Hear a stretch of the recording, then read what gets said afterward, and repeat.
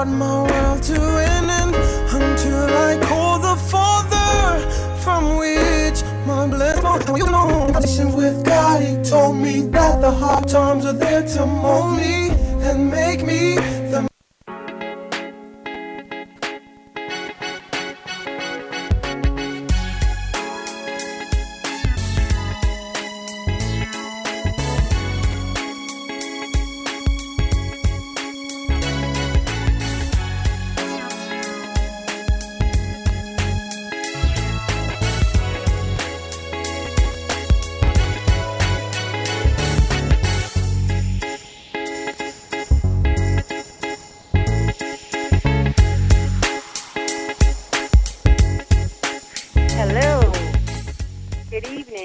Welcome to this week's edition of A Queen's Eye View. 4 women, 4 views, and 4 opinions on one show.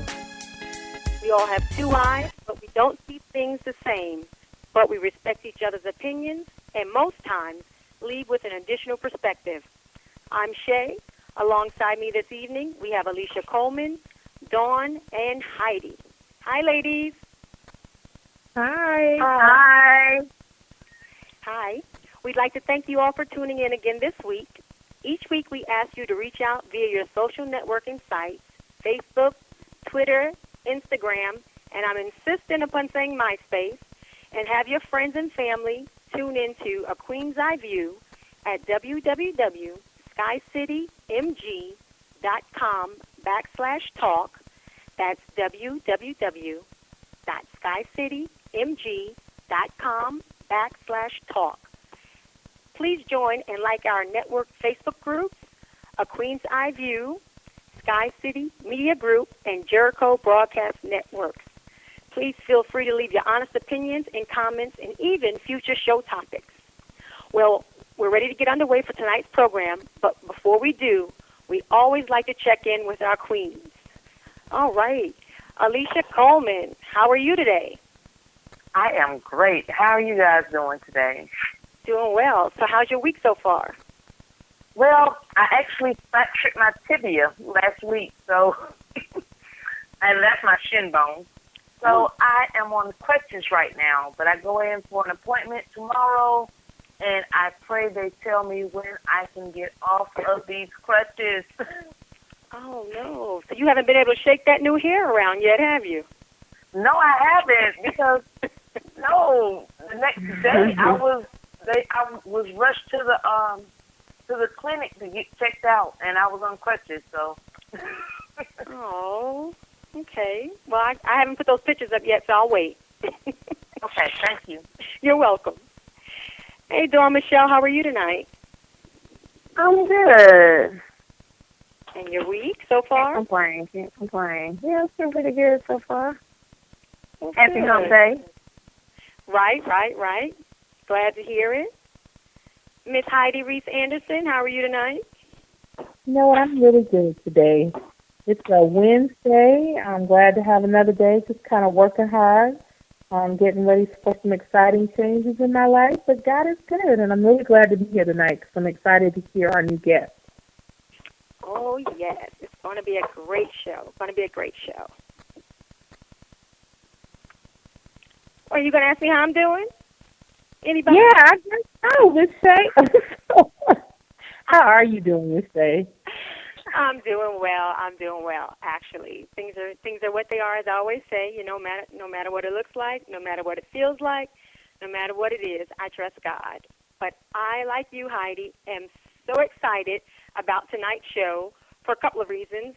One, we have Marsha R. Bonner on the phone with us tonight. Hey, Marsha. Hey there, ladies. How are you? Doing well. She's our special guest tonight. How's your week been, Marsha? My week has been incredible. It's been a really, really good week. I've been able to accomplish quite a few things. I'm excited about this conversation, and I am looking forward to answering some questions this evening. Well, good, because we have lots of them. Oh, that's good. Well, tonight, everybody, our show topic is see something, say something. What would you do? And that leads us to our guest, Marsha R. She is the epitome, in my opinion, of a person who leads by example. And I say that, and I won't get ahead of myself, and I say that because I've known Marsha for a very long time. So I can speak to that and say that she truly walks the walk and talks the talk. But before I even get into that, I want Marsha to introduce herself and tell you a little bit about herself before we actually get into why she's on tonight's show. So Marsha R. Bonner, you have the stage. Absolutely. And again, thank you, ladies, for having me on the show this evening. My name is Marsha Bonner. I am now the founder of the Hugs Movement, helping us grow spiritually. I am also a motivational speaker, social activist, and entrepreneur. I am dedicating and have always dedicated my existence to helping others in any way that I can. I find that to be a very, very important element of who I am and why I believe I have the opportunity to walk this earth. One of the things that I most am appreciative of is the opportunity to have good people in my life, such as Shay, better known as, well, I call her Shawana, but I'll continue to call her Shay. I think that's what you guys are saying. And others like herself. And now I have you additional ladies as part of my network. And that's always very, very important to me, to have an opportunity to experience others as I go about my day. Wow. I'm blown away already. How about you, ladies? Definitely positive and motivating. We definitely need that this week. Well, thank you. One of the reasons that we have Marsha on the show tonight is because, Marsha, when did this happen? When did Denny Moe's situation happen? When was this? Well, it's a very interesting question that you asked about when it happened, because it all seemed to have happened so quickly. What I can be very clear about is the fact that the What Would You Do television program, which is hosted by John Quiones, the executive producer is his son, Julian Quiones, and that aired on December 3rd. That was the first show. They aired it again the following week, December 10th, that Tuesday. And the reason that they re-aired it was by popular demand. And if you go online, it actually says, by popular demand, we are airing this show again. So the actual date that it was taped, I am not so clear about. The actual time that it was shown, I'm pretty good with that. And the reason that I don't remember is that I didn't even realize that I was being taped until after it was all happening. Wow. Mm-hmm. Well, listeners, I'll just give you a little bit of background about this. Marsha, well, she probably could tell her story better than, of course, I could, but I'll just start off with when I first heard about it, and I wasn't surprised by it, but I happened to see an episode of What Would You Do? And it happened in a barbershop in Harlem, New York. And you're from New York, Marsha, is that correct? Born and raised in Brooklyn, have been in New York City all of my life. Living in Harlem, New York right now. Oh, okay. So it happened in a barbershop. There was a gentleman getting his hair cut. There was another female stylist styling someone else's hair. And obviously it appeared that she was hitting on the gentleman. So the gentleman was getting his hair cut, and in walked a white woman. And you can say white woman, Caucasian, but I'll say white. A white woman walks in, and she says, "Hey, baby," to the black gentleman getting his hair cut. So the hairstylist makes a comment about the white woman that came into the shop. So, Marsha, you take it from there. What happens at that point? Well, to be perfectly honest, to say that she made a statement is an understatement. In terms that we use up here in Harlem, she went in. And what I mean by that is that she immediately began to berate this this Caucasian woman. And as I'm sitting there, I'm feeling very uncomfortable. And what happens is she continues to go on about, I hope you're not planning to have kids, and you don't need to be in this shop, and quite a few statements that just really unsettled me. And I found myself getting into a conversation, because that, in my opinion, is in my opinion, my humble opinion, really the only way to approach situations that seem very disturbing, not only to you but to others. So she goes on, and I engage her in a conversation, and I always try to bring it down a notch. A lot of times what happens is when we are uncomfortable about something, instead of focusing on what the real issue is, we want to throw in a whole lot of rhetoric and a whole lot of other things that might not have anything to do with what it is you're dealing with in the moment. So I try my best to stay in the moment with the individual and help her to understand that maybe the approach she was taking wasn't the best approach to take. And in having an opportunity to do that, it became a conversation as opposed to a fight. Wow. Wow. So when you said something to her, you said you felt very uncomfortable. Did you feel uncomfortable about speaking to her at first? Did you hesitate at first, or did you immediately know that you were going to say something to her? Well, for those of you who have watched the video, the first statement that I make is what?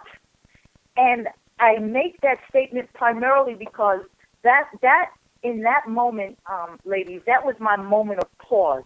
And I always, whenever I'm in faced with a situation like that, I take a moment of pause and I check myself, I check my intent, I check the reason why I feel it's necessary to say something. I check myself, because if I don't do that, I'm going in a way that might not be conducive to my spiritual well-being. Right. So the first statement that I say is what? And then after I've gathered myself and understanding that I need to approach this in a loving, caring way, which is how I try to approach most conversations, if not all that I'm in, it took its own course. You know, there's a term that I like to use sometimes. It's time. Sometimes, no, not sometimes. God shows up, and then God shows out. And that's exactly what happened. My lips were moving. I know this was of me and who I am, but the reality of the situation, seeds have been planted throughout the course of my life that has allowed me the opportunity to be able to speak in an intelligent, focused way to an individual who might not have even realized the pain that they were in. Wow. Wow. So let me ask you, would you, let's say a few years prior to this, a couple 24 hours ago, as I like to say, would you have spoken up? Or is this something that has happened in your life since you have grown and gone through some things in your own personal life that allowed you to, I guess, reap those seeds that you have sown, that allowed you to have that what experience? Yeah, that's an excellent question, Shawana. The answer is no. And the reason I can say that so definitively is primarily because as a gay woman, there have been many times as I was growing up that I said nothing. There were jokes made about gays and lesbians, and I just was silent. There were situations that I found myself in various settings where disparaging remarks were made about African Americans, blacks, Negroes, and I said nothing. There were times when I was in situations where we look at them as jokes about women, and I said nothing. What I've learned, and I heard this, and I never let it go, that when you are silent, what you're doing is giving silent confirmation to negative behaviors and actions. And I have made it a point not to do that anymore, because not only does it harm and advocate language and behaviors and perceptions that are not leading us to a positive place, Right. it also lessens the authenticity of me, and that I cannot have. Right. Right. And that's very true. So let me ask you, what do you think causes people to be silent and look the other way? What do you think? The main thing. The main thing is fear. The main thing is fear. People, and I'm guilty of it, as you just heard, are afraid to say something. The reason that I never said anything when I was working at this company, and this person that I was working for had his own issues, and he sometimes had occasion to make very disparaging remarks about African Americans. Here's a light one. Something happened at the Metro North on 125th in Harlem, and a statement that he made while I was sitting right there was, somebody must have got shot again. Now, in normal circles that he runs in as a Caucasian man, that would just be the norm. Right. For me, it hit me like a ton of bricks. And because I didn't have the power, because I needed the job, because I knew I had responsibilities that I had to take care of, because he was my boss, I said nothing. So you got the fear of what saying something will have on me personally, and then you also have the fear of what could happen to me physically. There have been situations as a gay woman where I'm walking in the street, and this has happened on numerous occasions, where people find it necessary to say something about my gayness, my look, maybe my walk, maybe the way that I'm talking, maybe the fact that I might be holding my partner's hand. There's something that is said, and you have to be mindful of the battles that you pick. I'm not saying that every time something happens, we should just jump up and say something. I really hope that's not what your listeners are hearing. What I'm really trying to say is recognize what's happening to you when it's happening. Pick your targets or conversations very carefully. And sometimes the best answer is just to walk away. Keep it moving. That's sometimes. Other times when the opportunity presents itself, as it did in the barbershop for me, ladies, it was my responsibility to address that situation. I can tell you that I just felt that it was necessary, and I responded. The inner voice will let you know. That's why it's so important to take that moment of pause. Listen. Just listen to what's going on within you, and you'll know the best course of action to take. Let me ask you other ladies on the phone. Let me ask the other queens that are on the phone. Have you ever been in a situation where you felt compelled to speak up but did not? And if you did not speak up, why? Heidi? Well, that's an everyday occurrence. I'm just going to be honest. What I've learned being in the business world, especially in the world where I go between corporate and nonprofit, is when you are trying to do your job and be professional, a lot of times we all have an image that we, lend ourselves to in that, and we're in that environment.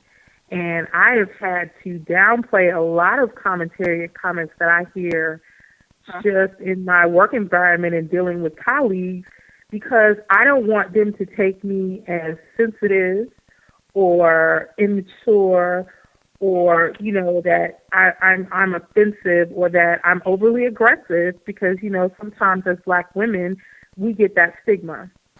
So I can honestly just put it out there. There's a lot of times that I don't say anything at all, and it's not for fear. But I do know that I have to pay bills, and I have a family to take care of, and my career means a lot to me. So I will say that I've been in that position many times. So you're silent for professional reasons? Yes, definitely. Uh-huh. Okay. That's understandable. That's understandable. This is Alicia, and I can understand where she's coming from, but I for me, on my job, I mean, it's a little different. I stand up to my coworkers, but I didn't stand up to like the supervisors a lot of times because they were very careful in what they've done in the past, in my past job. So I've had to stand up to some of the men because I'm usually the only female. So there are certain things that I have to stand up to as far as derogatory comments towards women. And I actually had a coworker that liked to use the N-word with me. So I had to kind of, and I was like, I mean, because there was another black guy that he did it with, and he thought because it was okay with him, it was okay with me. And I was like, no, because I'm not going to call you anything that you feel is derogatory. So I would like for you not to use that language with me. So I would always, and I did get labeled, not necessarily the angry black woman, but you can't say anything in front of her. She's always going to correct you. I mean, even around my friend, people that call me friend, when I hear ladies criticize other ladies or say anything, you know, to put them down, oh, she didn't need to wear that or something like that, and I would always say something. So most of the ladies that I was around, they wouldn't talk around me. They wouldn't talk about people around me. Right. So, but I mean, the show was, actually, this show was the first time I had seen it. I can't think of the name of it. Oh, my goodness. I just had a brain freeze. But that was What Would You Do? That was the first time, the episode that we're talking about tonight was the first time I had ever seen the show. Wow. So I was excited that she stood up because I was like, oh, my goodness, I am so tired of this black women thinking that white women, that black men, that they're property and we own them, you know. And it's like, when are we going to stop doing that as people?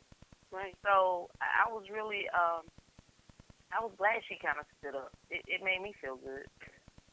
Yeah. Okay. So, Michelle, have you ever had a situation instance?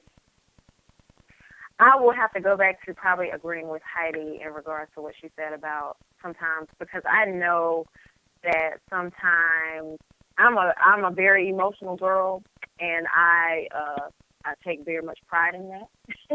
It is what it is. It is who I am. So, but as I have become older, I have to realize sometimes that when you speak out of emotion, it's not the best delivery. Mm-hmm. So, like Heidi said, sometimes I won't say anything just for the simple fact that I know I'm in a place of emotion with that at that moment, and that it's going to come off real either abrasive or, I say passionate, but other people probably won't look at it as passionate. They will probably look at it as abrasive or something else. So I will keep my mouth shut until I have either had a chance to pray about it and say, Lord, give me peace with whatever the situation is so that I can speak in a way that's not so emotional so that it comes out more rational. So a lot of times I will hold my tongue in regards to that. Now, as far as this, like, one thing that I really hate about the African-American community is everybody talking about, oh, I'm not going to be a snitch. I'm not going to be a snitch. I'm not going to be a snitch. You know what? I'm a snitch all day long and proud of it. I'm so sick and tired. I am so sick and tired of African-Americans. Now, I'm not saying everybody is like that, but that seems to be something that is more accepted, especially in, I guess, kind of more the urban kind of things, is that you don't snitch. You don't snitch. And I'm just like, we need to stop doing that, because if you, like you said, if you see something, say something. Right. Why is it that everything is always don't be a snitch? Because I'm telling you right now, if I see something, I'm saying something, I'm calling somebody, I'm doing something. Mm-hmm. I'm not just going to sit there and be like, oh, no, I'm not going to be a snitch. Snitches get stitches. Whatever, well, just give me stitches then. I'm sure. Absolutely. Absolutely. You know, I used to always say, you have to stand for something or you'll fall for anything. But I think as times have changed and we see bullying so much, from ages of school age, but we also see it more in the workplace now. We used to think bullying was just kids in school, being mean to each other. But bullying has taken on a new life. You know, you see it in the workplace. You see it just amongst friends even. You know, you see competition, what you think is just harmless competition, but it's really bullying. You know, just amongst friends. Well, I've noticed it amongst, I won't say friends, I'll say acquaintances. Right. You know, right. Because what you might think is something harmless, if you watch it and if you observe, and like Marsha said, listen and check yourself. When you have that aha or what moment, you know, somebody comes at you with something and you're thinking, that's not right. If it doesn't feel right in your spirit, it's not right. Amen. You know, and people will say things because they'll say it to see how far they can go with it. You know, I have moments and challenges every day, and I find myself coming right back at them, and I'm seen as a person that can be kind of aggressive. Oh, don't say that to her because, you know, she's going to come from left field. But I appreciate that stigma because they don't come to me with any type of nonsense or BS. So I'm okay with that. You know, so before they come correct. Right? You know, so I'm okay with that. Right, right. And you know, ladies, it's also important, and there's a couple of thoughts going through my mind, so I appreciate all of your comments and your feedback, and I applaud you in the approaches that you've taken. One of the things that I've come to understand is that people don't hear you if you are not approaching them in a way that allows them to do so. What I noticed in the video was that there was an opportunity for me to just have a conversation. And I bring this up simply because a lot of times when we're talking to people, we don't really know who we're talking to. People have multiple personalities that they are dealing with during the course of their day. And that's something that we need to be aware of. You know, one of the things, because I'm also a diversity and inclusion executive as well, and I teach diversity and inclusion. I've been on quite a few committees when I was at the New York Times and various places that I've worked. And one of the things that is very important when we are dealing with each other is to try and meet people where they're at. It does the conversation no good for me to try to pull shade to my position. I'm going to make you understand. I'm going to make you believe what I believe. I'm going to make you. The moment you are in a make you conversation, the conversation has already ended. What is important to understand is that if I'm meeting you where you're at, my response to you is more questioning than directive. So I'm saying things like, well, why do you feel that way? See, I'm trying to understand where you are, because there might have been something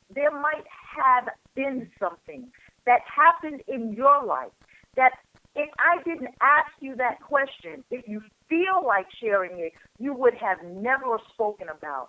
If I am not looking to close the gap in what might become an incendiary conversation, then I'm just wasting my time, wasting your time, and we're not getting anywhere. And that's what has been happening numerous times in our country and in our world. We're not listening to each other. We're not trying to find what I call that sweet spot. I am different from Shawana in many ways. Shawana is different from me. I'm probably different from Heidi, Alicia, and the other young lady on the phone. I apologize, I don't remember your name right now. So when I'm in a conversation with individuals, I look at first trying to identify what our similarities are. In doing that, I allow the conversation to open up to understand what our differences are. I don't know a lot about everything, and I'm so grateful for that. But when I'm in a conversation with someone who's different than me, that is an opportunity for me to improve my human being portfolio. I am now engaged in something new, different, and what could be exciting. So when I find that sweet spot, that thing that's similar, I hold on to that. But I also try to engage in conversations that allow me to embrace different. Oh, so you are of the Jewish faith. Oh, so you're an Arabic. So you're this. Tell me a little bit about that. You know, what types of churches? Do you go to church? Do you not go to church? Oh, you grew up where? In Alaska? Oh my God, India? Tell me a little bit about those places. I'm allowing myself to grow in the moment with you. And there's nothing better than that. So instead of saying, oh, yeah, oh, you from this place? Oh, I heard about that place. I've already shut down the conversation. Open up. Open up your mind. Open up your spirit. Open up you. That's what I'm about, opening up instead of shutting down. Wow. Very powerful. Well, we're getting ready to take a break, and we're going to be back in just a moment with a Queen's Eye View and our special guest, motivational speaker, Marsha R. Bonner. But she leaves us with know your audience. Check yourself. Meet them where they are. Stay with us. We'll be right back with the Queen's Eye View.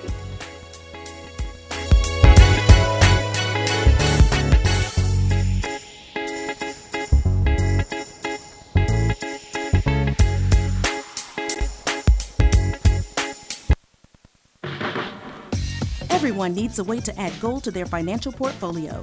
Carrot Bars International makes gold affordable to the masses with the freegoldplan.com.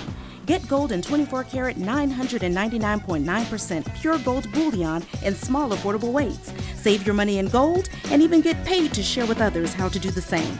No broker fees, no setup fees, and with referrals, your gold can be free. Go to thefreegoldplan.com. That's thefreegoldplan.com now. Oh, this has been a day I want to forget. From not finding my keys, to running late for my big meeting, then having the client cancel the meeting, to my boss wanting to revamp the entire proposal this weekend. This is really a day for a hot tub and a big glass of my tranquility wine. The skilled winemakers of Countryside Vineyards craft quality muscadine grapes into fine wine. Known for their distinctive flavors and characters, these hybrid southern grapes create a sweet class of robust wine. So the next time you're out, ask for Tranquility Wines or order yours online today by visiting them at floridavineyard.com. Now this is just what I needed. Tranquility Wine. Why can't everything be this relaxing? Tranquility Wines, for those times when nothing else matters. Please enjoy responsibly, and remember, you must be 21 years old to drink.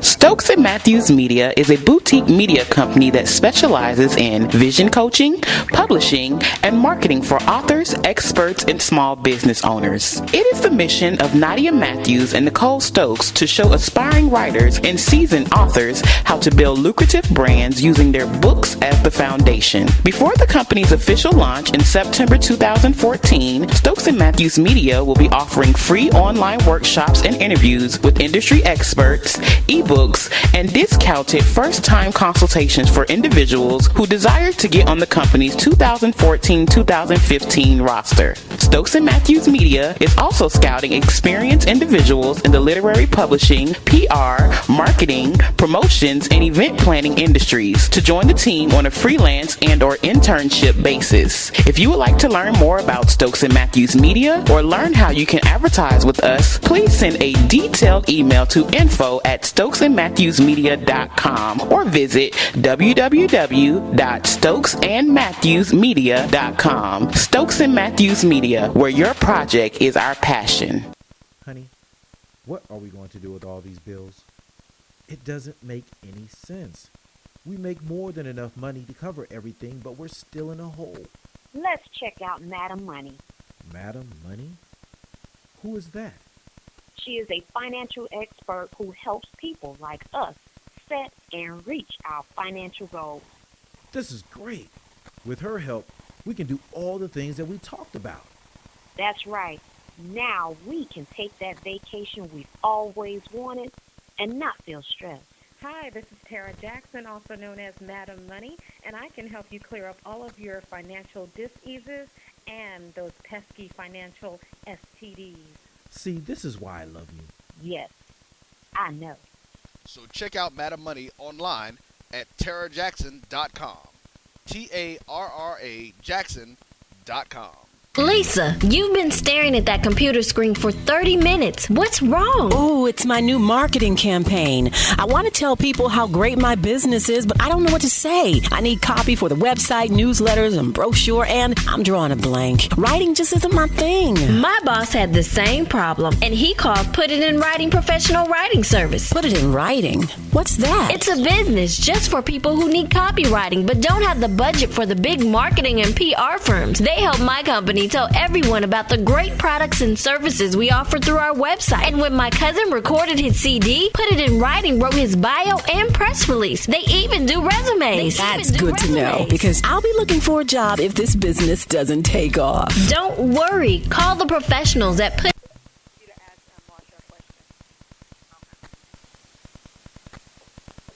It in Writing at 901-359-6629 and check out the website at putitinwriting2.com. That's Put It in Writing, the numeral 2.com.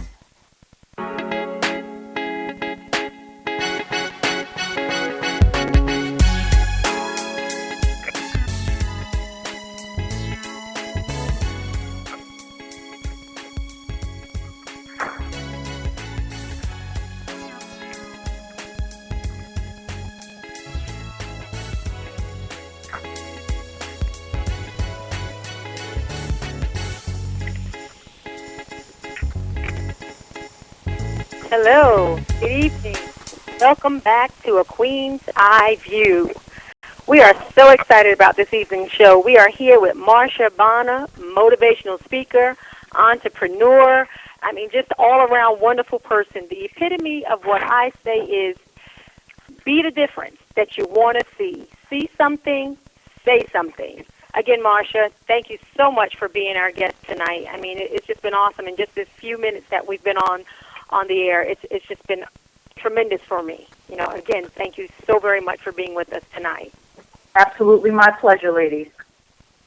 We were talking a little bit on break about some other things, and a question was brought up. There are all different types of discrimination, and a lot of times we go through things and we don't speak up.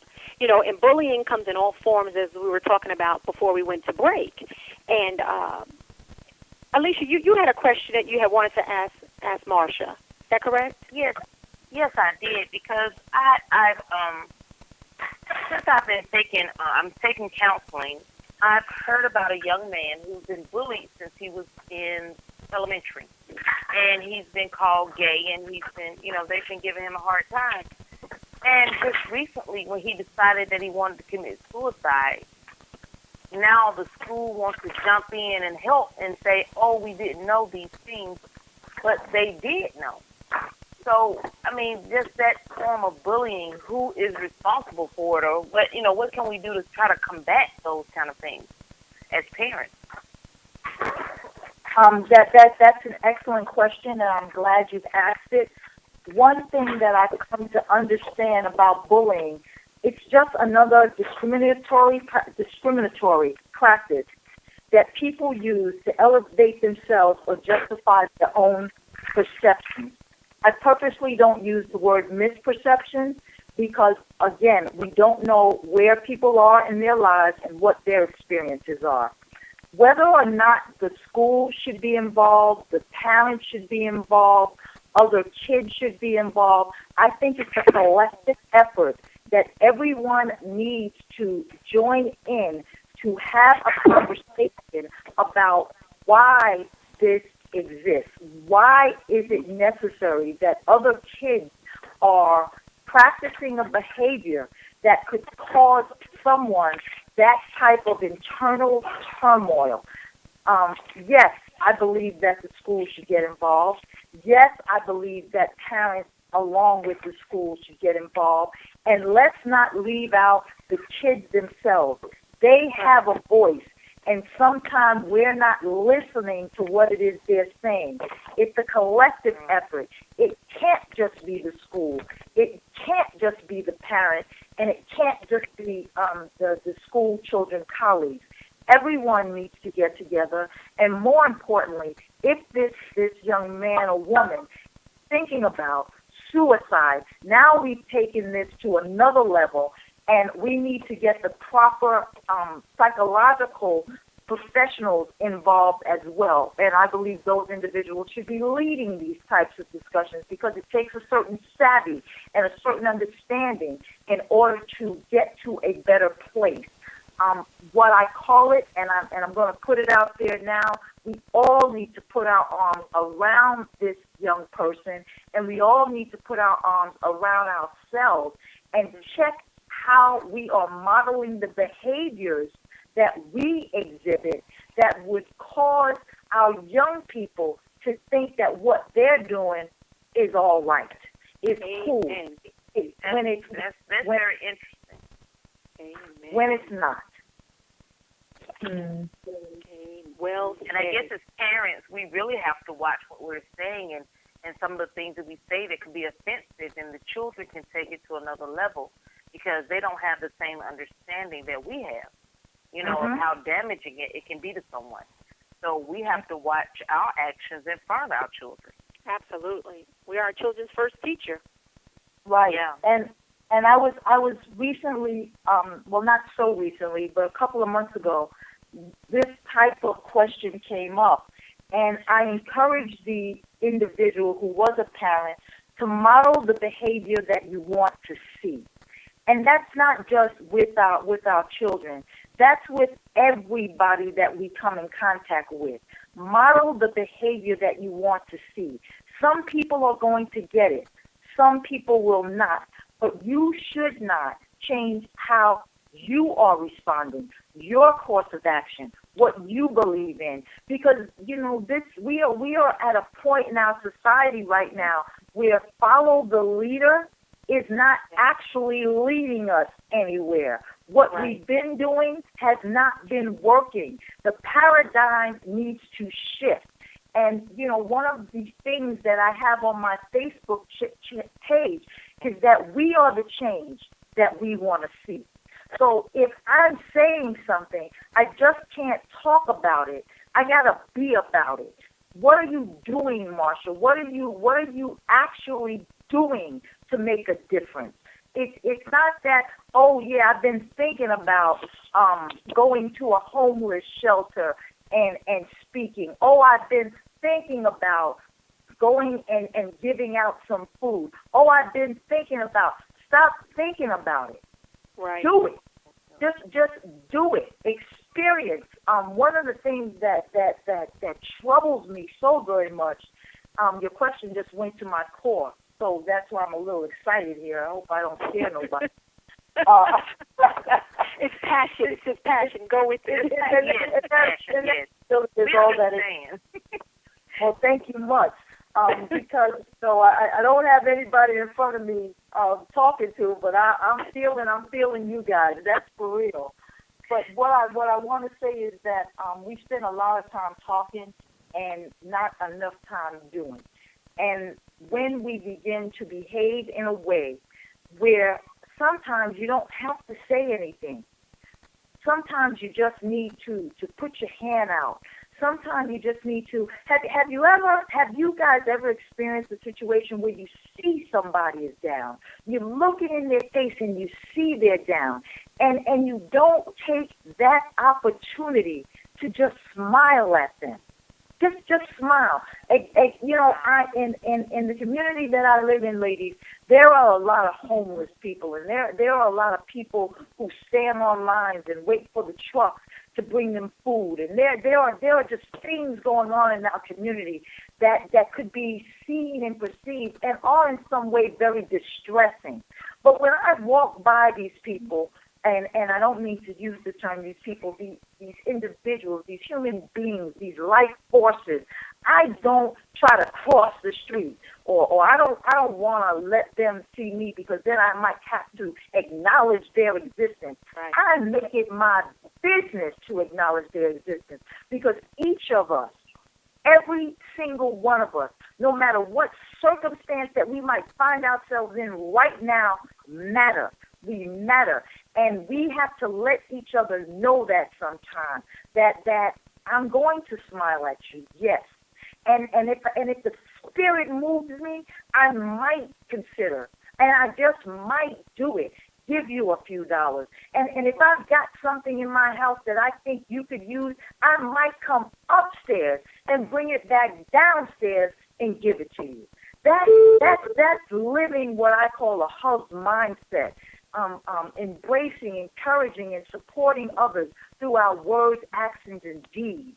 You know, we will say in our community, how you living? You know, how are you living? You know, and more importantly, what are you living for? What's going to be your legacy? Right. Absolutely. Wow. How you living? Yeah. How are you living? Right. That's a good question.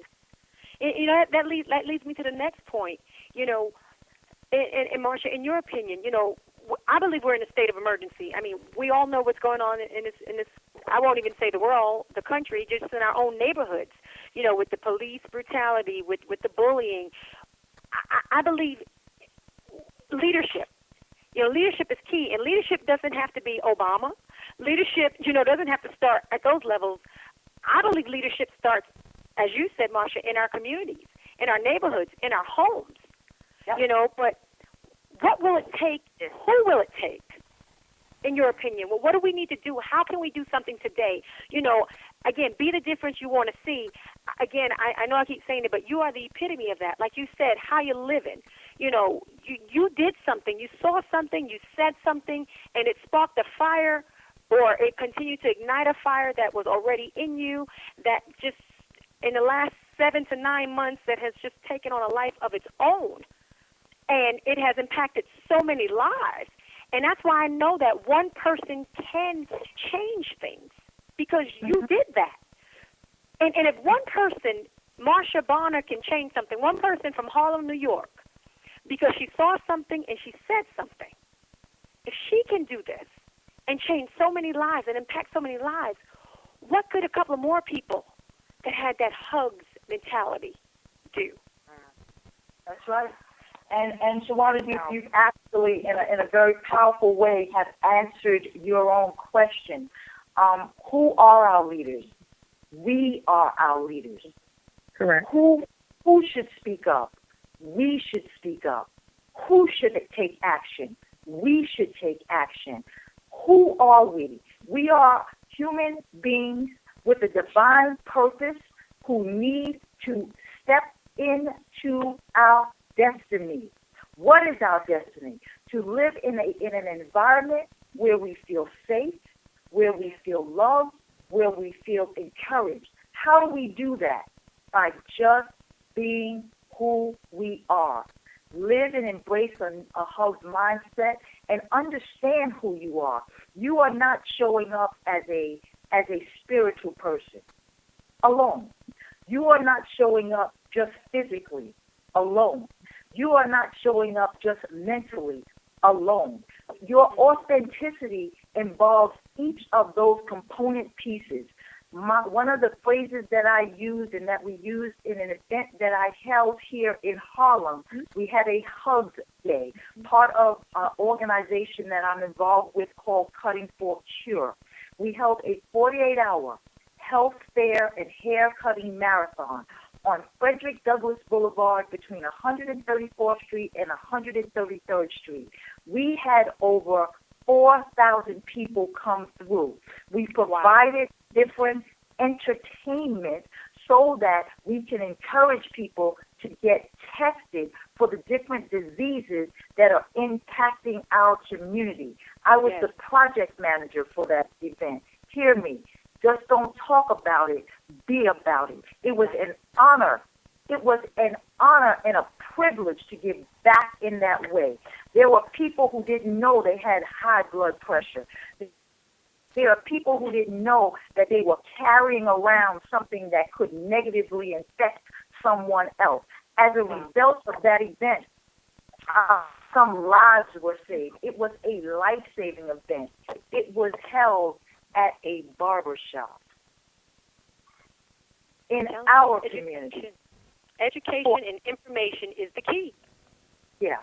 So we don't have to wait for the leader to show up. You know what? I'm gonna challenge you. Show up. You show up. Right. Yep. Right. You know, How about absolutely. that challenge? Not the fire challenge, but that challenge. Yeah. How about that? I mean, I don't mean to put it on the challenge that way. I'm just saying, think about it. No, I accept the challenge. I accept it. And I don't know if she said just do it, because we keep waiting and say what I'm gonna do. And I did do that with a lot of things, and it like hit home for me. But when I started working downtown and I started meeting so many homeless people, I started doing what she's saying. I just started giving smiles or hugs, or I'll see somebody not even asking for money and just hey, you want me to buy you lunch today? Come on, let's get lunch, or something like that. Just small things, and you don't know what it can do for a person's day. So, I'm also taking the challenge to, to do some other things and just making a difference. And I'll tell you a quick story. It's funny you say that, because one day I was coming through downtown Atlanta, and I was riding right through the heart of downtown, and I came to a overpass. And under here was a homeless person sitting underneath the overpass. And I had picked up some McDonald's. And knowing that I did not need the McDonald's, and I took a bite of the fillet of fish and a sip of the soda and 3 of the fries. And this was on when I began my weight loss journey. And I was like, okay, I'm not going to eat these. So anyway, the food had gotten cold, so traffic stopped, and I happened to stop right in front of this homeless man. And he had a sign out. Now, normally, you roll your window up, you turn your head, and you look and say, oh, God, why me? But this time I looked over, and I rolled my window down. And I asked him, are you hungry? And he looked at me as if to say, really? You really asked me that question? So I said, I have this food in here. I said, it's cold. I said, I took a bite off of the sandwich and a sip of the soda. Do you still want it? And he said, of course I do. So I gave him that food. And as I began to ride home, I said, you know what? I could do better. I know I could do better. So I called a friend of mine. I said, do you still feed the homeless sometimes? And she said, well, yeah. And she would go out and feed the homeless by herself, make sandwiches and take it out. So I said, well, we need to do that. So she said, okay, we'll do that. So anyway, she and I did it one time. The next time I asked her to come out, she had something to do, and she didn't do it. But I began to go down there every week by myself. I would come in here, I would make sandwiches, I would go and buy fruit, I would buy juices, I would put together bags, put them in a box, and I would go there and hand them out. Now, people would ask me, aren't you afraid to go? And I said, afraid? These people look forward to me coming. I would forego eating stuff that I might want to eat so that I could make sure I had enough that I could take them food. And I would feed between 75 and 125 people within 35 minutes. Hear, hear. Hear, hear. And I didn't do it for kudos. I didn't do it because I wanted people to say, oh, look what she's doing. When I would pull up in my car, they would line up. I would hand out, anybody who knows me knows I'm a germ person, so I would hand out handy wipes or hand sanitizer for them, just for them to clean their hands.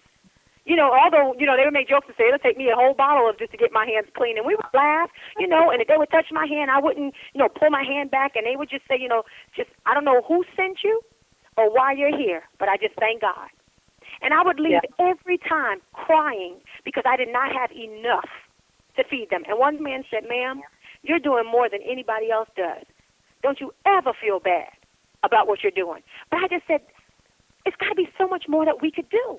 But just me alone, if I could feed 75 to 125 people with just some sandwiches and some juice and some fruit and some raisins and cups, and it just became my way. I couldn't sleep at night for thinking what I was going to do the next day. I would freeze water so they'd have cold water in the summer.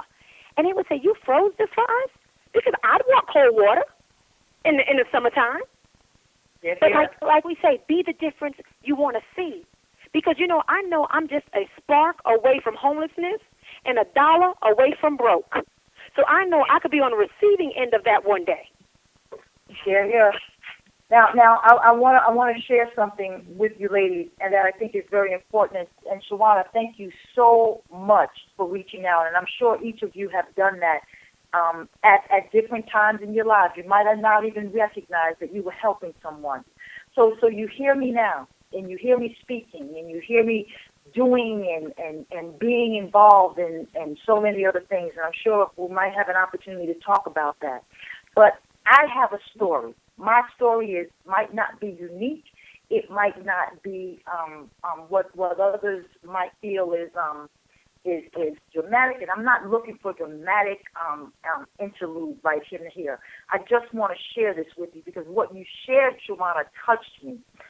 Prior to getting a bachelor's degree, prior to getting a master's degree, prior to working at Fortune 500 companies, prior to finding my way somehow through God's grace and mercy on a hidden camera show that carried a message of love that has touched over 40 million people. Prior to all of that, right, I am a recovering crack addict with 25 years clean today. Okay, so let me hit the reset button. That person that you are feeding, Shawana, that individual who you guys might be smiling at, that person who you thought about reaching out to needs you. And why do I say that? Because I am that person. I was in those shoes. I was on the street. I understand what it is to have the marshals come to my door and put the lock on it, and me being in a state of total confusion and denial, put my key into the marshal's lock thinking that it was going to open up the door. You know, I know what it's like to sleep underneath a bench, right? I know what it's like to live in a hole. I know what it's like to have Little Debbie's and 25-cent orange juices on a day as my meal for the whole month. I lived it. One of the things that I encourage people to do is be authentic. You know, share not what you think, but what it is you know. Tell me who you are so that I can find my way through to the place where you are. No, I might not be a person who works at a Fortune 500 company, but every morning that I walk into that job and they hand me that broom, I'm going to be the best broom sweeping individual they have ever seen, because I have arrived to the place where the God of my understanding wants me to be, and I'm grateful for it. Just darn grateful for it. Wow. On that, stay with us. We're going to take a break, but we are coming back with Marsha Bonner, who has encouraged, motivated, and inspired me, and I trust she has done the same for you. Stay with us. A Queen's Eye View is coming back with more of Marsha Bonner.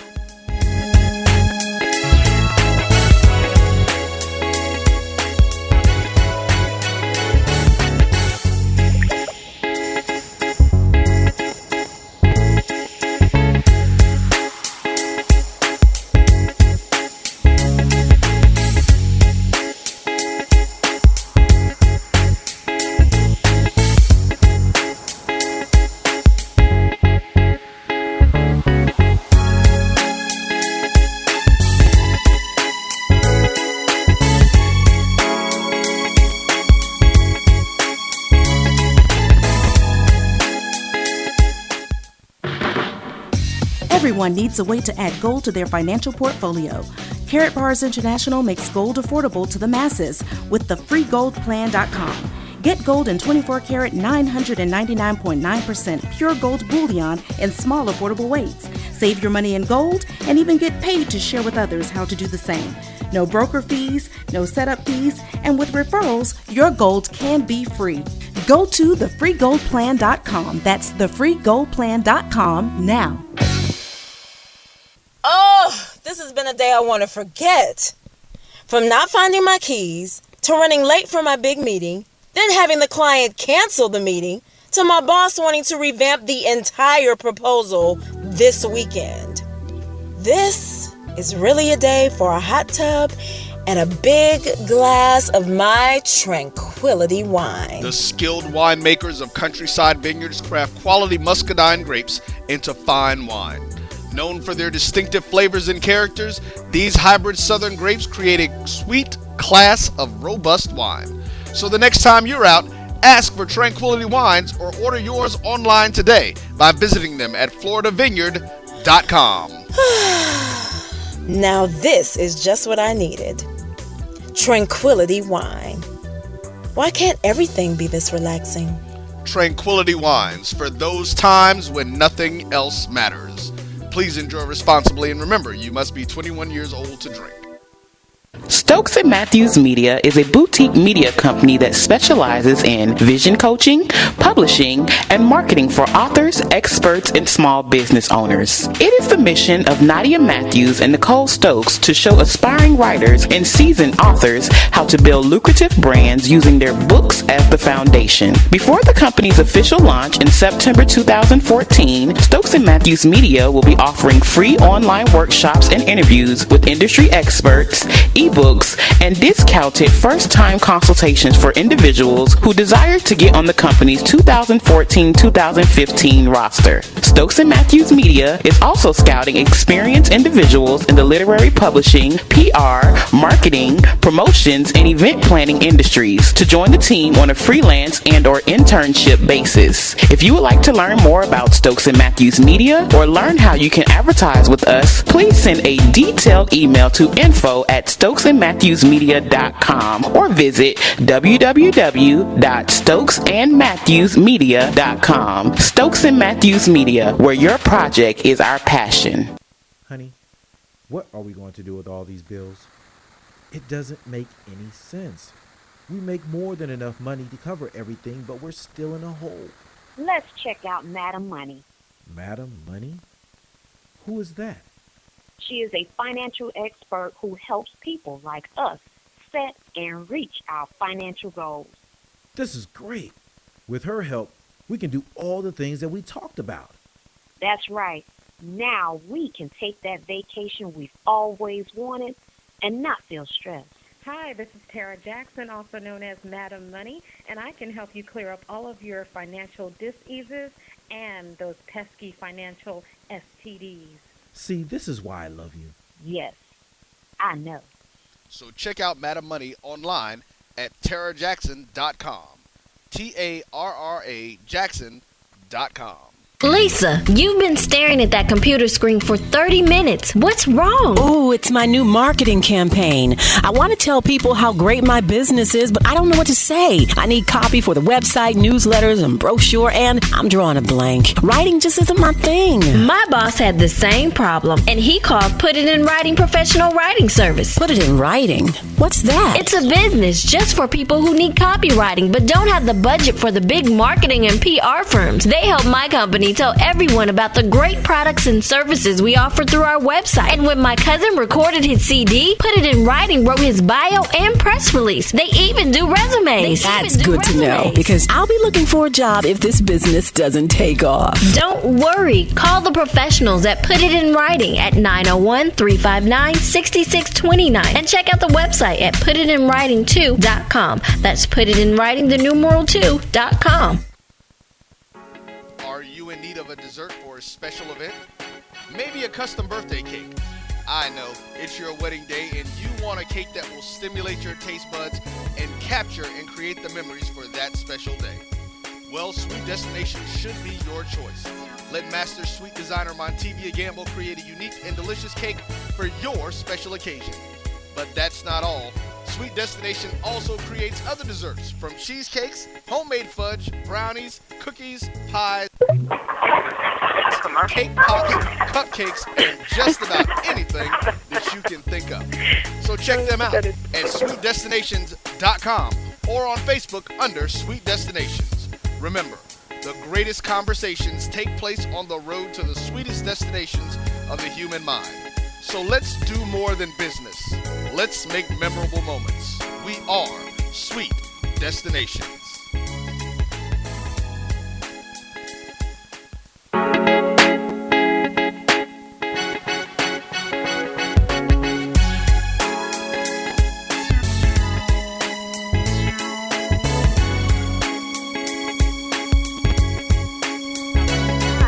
Good evening, and welcome back to A Queen's Eye View. I'm Shay. I'm Alicia Coleman. We've got Dawn. And Heidi. It's Heidi. And we're A Queen's Eye View, and we have our special guest. You there? I'm right here. Marsha R. Yay! Hey, I'm going to go ahead and give the phone number out. I'm sorry, everybody. We've just been hogging it for ourselves. The number to call in if you have any questions or comments, it's 678-701-3738. That's 678-701-3738. Go ahead, call in. You have an opportunity to speak with Marsha or any of the queens here on the show this evening for questions and or comments. And we're talking about tonight, see something, say something. Be the difference you want to see.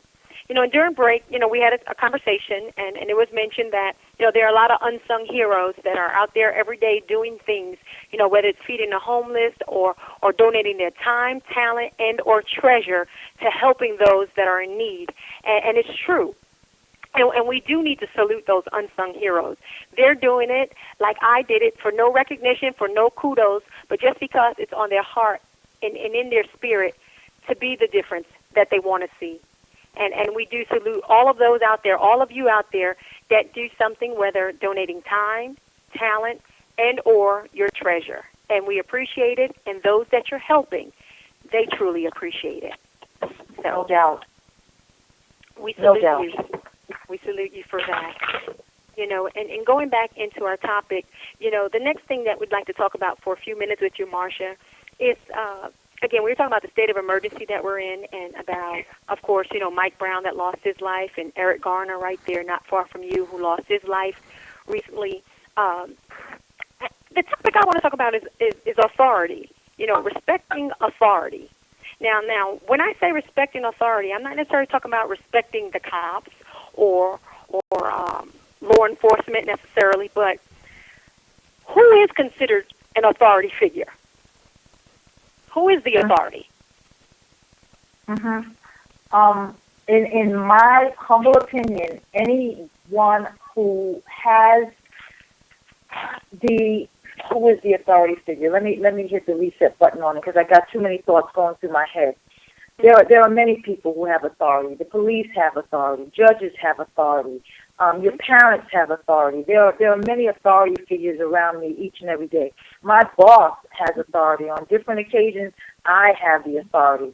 But if we're talking about in our day-to-day lives, out in the world that we walk in, right about now, the police department has the authority to make decisions on how we engage with each other in open settings. And that authority on many levels needs to be respected. However, and I preface this with, and the people who they are imposing authority on also need to be respected. The gap, for some reason, has not closed, and it is, I am committed to gaining and continuing to gain a better understanding as to why this problem continues to exist. This is not a new problem. I was recently listening to, and I posted on my Facebook page, and I have two pages. I have Marsha R page, and I also have a Hugs Movement, Helping Us Grow Spiritually page. And on both of those pages, I put up a piece that was shared by Melissa Harris Perry of MSNBC, and she did a tribute to the lost lives that were killed by the police. And she went through the last 10 years, and she mentioned some names that I'd like to share now. Timothy Stansbury, 2004, Brooklyn, New York. Sean Bell, 2006, Queens, New York. Oscar Grant, 2009, Oakland, California. Aaron Campbell, 2010, Portland, Oregon. Alonzo Ashley, 2011, Denver, Colorado. Wendell Allen, 2012, New Orleans, Louisiana. Jonathan Farrell, 2013, Charlotte, North Carolina. Eric Garner, 2014, Staten Island, New York. Michael Brown, August 9th, 2014, Ferguson, Missouri. I share that in honor of those young men who lost their lives through police brutality, senseless killings. I am doing my best to educate myself so that I can have informed discussions about the issues that we're facing. Authority is needed in our country, in our society. We can't dismiss the fact that we all need protection. When our houses are broken in, we're going to call the police. When someone harms us, we're going to call the police. When things are going on that we feel that a police intervention is necessary, we are going to call them. But we also need to help them to understand that we also need them to understand who we are. We need a better understanding of engagement. This is just another opportunity for us as a society to begin to reach out to the police departments, go to these community meetings, share our voices, share our concerns, speak up, be in the marches, be in the rallies that are taking place right now. Let you be heard in the hopes that change will come. And we've been wanting change for a very long time. And it's not just African Americans, it's Hispanics, it's Asian, it's older people. Everyone is being impacted because something is not happening in the police academy, in the police precinct, that is translating in a positive way to the society that they have been charged with protecting and serving. Protect and serve. Key word, serve. Protect. Right. Yes. Yeah. We've got some stuff that needs to be addressed. No doubt. No doubt. And how do you think, or we all know that we have rights. We have rights as individuals. But how do we go about knowing what those rights are? You know, who can teach us what those rights are? How do we teach our children, our young black men, and our young black women? Because we hear a lot about young black males being killed, but there has been some young black women that were killed. You know, not at the hands of serial police officers, but of other Caucasian or white individuals. You know, in Michigan, end of last year, I believe the man just was sentenced earlier this month or last month for killing the young lady who stumbled upon his porch. She had had an accident. She was drunk, and she knocked on his door, and he shot her through the door and killed her. That was happened in Detroit. I remember. And, you know, he said that he wasn't aware, heard her knock at the door, and he was afraid. He was protecting his home. But she was an unarmed black female, teenager. He killed her. But he was charged. You know, unlike, George, what was his name, Trayvon Martin? George Zimmerman? What is it? Say that again, I'm sorry. Jordan Davis. Trayvon Martin. Oh, the one okay. Trayvon Martin. Okay. Was it George? Gotcha. George Zimmerman, yes. Right, George Zimmerman. Correct. You know, but they didn't arrest either one of those initially, at first. You know, but how do we know what our rights are? Where can we learn that? We have to educate ourselves. We have the tools and resources to educate ourselves. We have the people around us who can to help to educate us. This is, information is not hidden from anyone, whether they're black, lesbian, gay. Civil liberties runs the gamut. Where do we get the information? We have to get up and go get it. We can't wait for somebody to have a speech and tell us what it is we need to know, though that is helpful too. But sometimes we need to go and search out what it is we need to understand. And that's only a piece of it, Shawana. The other and ladies, the other piece is that in the interim of that, we need to understand how to navigate in the society that we are living in. It is not the perfect society, but if we don't educate ourselves in when to now throw your hands up, when to keep your mouth shut, when to just abide so that you can see tomorrow, more deaths will come. Keeping it real and all of this other stuff, it has a place. But I don't think that place, in my humble opinion, is when you have been stopped and you know that they are stopping you for no reason. Take that moment of pause, check what's going on, and respond in the moment in a way that you will see tomorrow. Yes. And that was the question I had. Do you just, what rights do we have, and do you just go along to get along and deal with it later? When I thought of that question, that was my interpretation. My son is 22 years old, and I'd want to tell him, you know what, don't tempt fate. If you know you haven't done anything, if you know everything's on the up and up, and even if it's not, you answer the questions, keep your hands visible, and just go along to get along so that you can see tomorrow, so that you can contact me, so that we can work our way through that situation. But don't think you have to speak out or show face for those people that are around you, because it may cost you your life. That is correct. And we need to teach our young people that, and it doesn't feel that great when you're saying it, but all we're trying to do is to help them.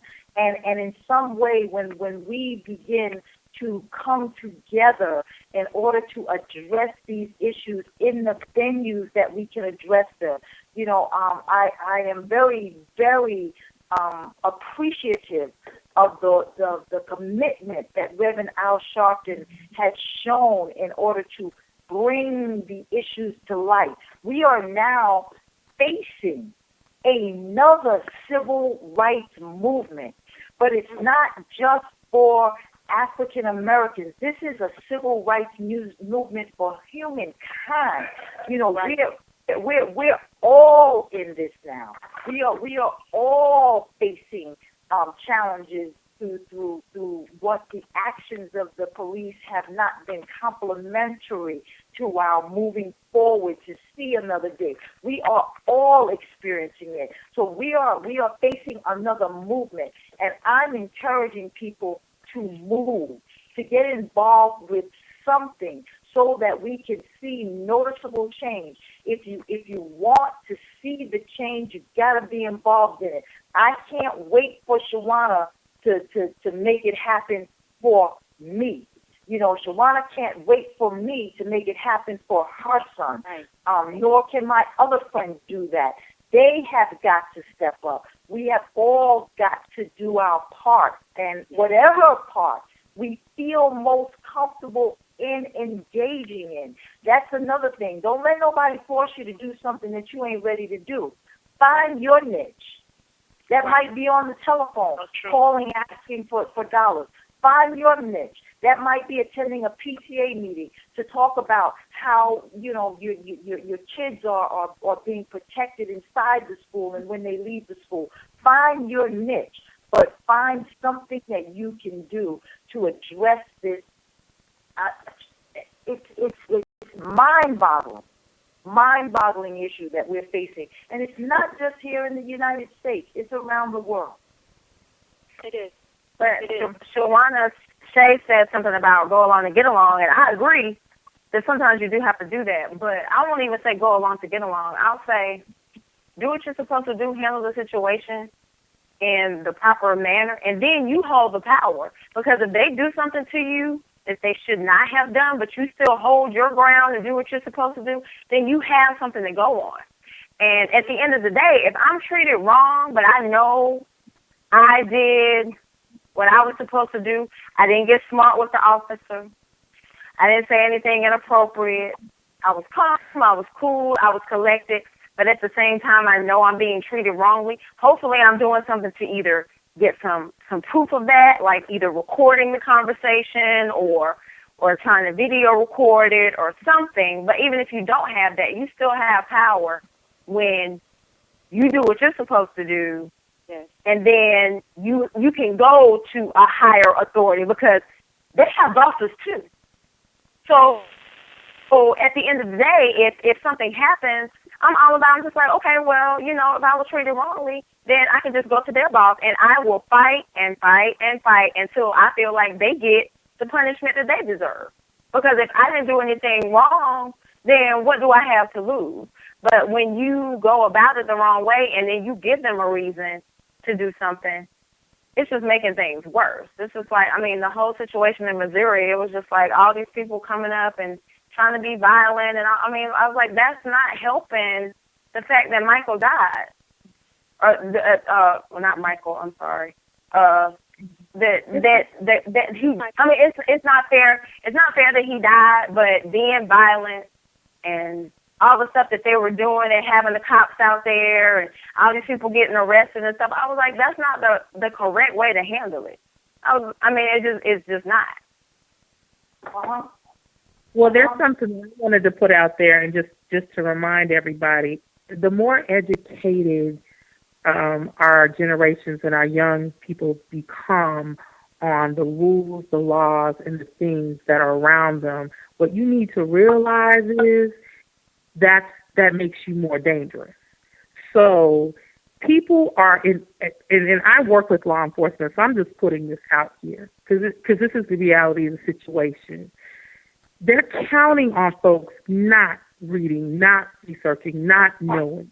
But the more our kids know, the more they bring out camera phones, tapes, the more the threat is going to rise. So then, to piggy off what Don just said, the way you handle the situation does give you the power, because not only do you know what the real deal is, you know the laws, you know how you're supposed to react, but once you let them do what they did, then you can take your next step. And a lot of people don't realize that it's going to continue to get worse. It's not going to get better. We are moving into another civil rights because of the fact that now all of our stuff is on blast with social media, cameras, and everything else. And there are cameras all over the place watching you from the street as well, whether you're in the store or whether you're on the corner or driving down the street. So as long as people can now see these things, it's going to escalate. So, yes, you do need to be the change that you want to see, but you're right, you do hold the power, because the more knowledge you have, the better you can protect yourself. That is correct. That is correct. I agree 100%. It's not, and the knowledge also needs to, we need to remind ourselves of where we've come from, right? Because there's a statement that Melissa Harris Perry makes in the video, and there was a Supreme Court Chief Justice Roger Taney, Taney, and in the dialogue she states that he stated the black man has no rights which the white man was bound to respect. Now that was at the Supreme Court level in 1857. For some reason, this ideology continues to be pervasive in our society. That, for some reason, has stuck. She put it out there for a reason, to remind us that the struggle, the challenge is not over, that we need to know what the history is telling us, to understand why things might be the way they are, and how important it is for us to educate ourselves in order to move things forward. We've got to move the needle on this. And one of the ways to do that is to educate ourselves on the past so that we know what we need to do in the present so that we can have a better future.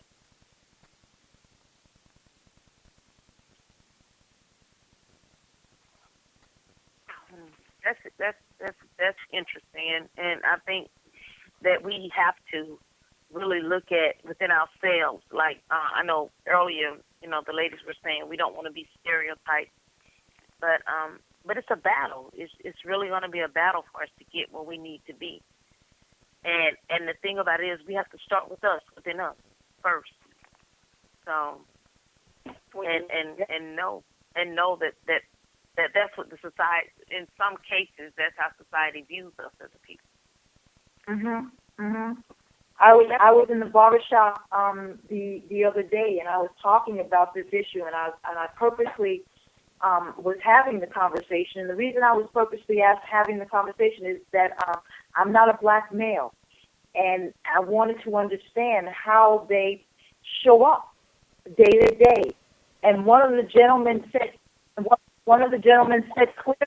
clearly to me that I leave my house feeling like I am prey, that I'm being hunted, and that sent chills through my body. Definitely.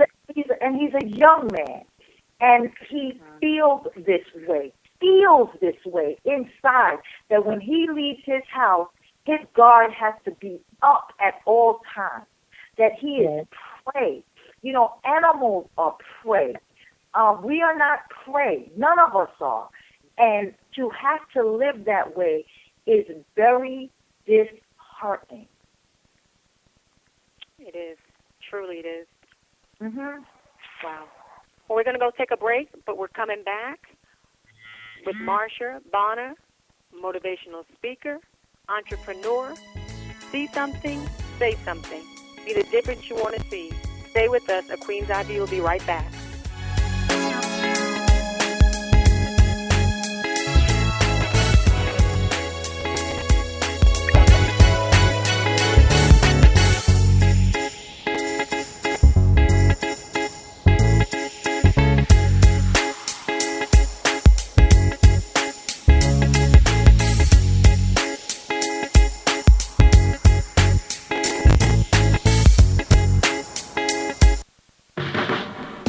Everyone needs a way to add gold to their financial portfolio.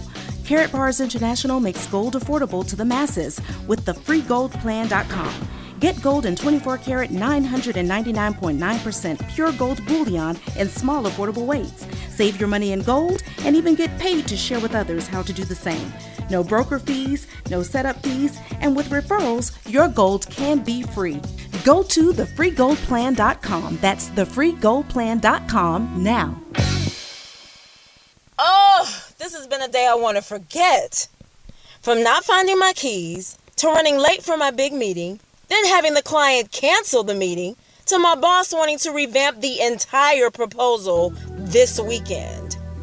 This is really a day for a hot tub and a big glass of my tranquility wine. The skilled winemakers of Countryside Vineyards craft quality muscadine grapes into fine wine.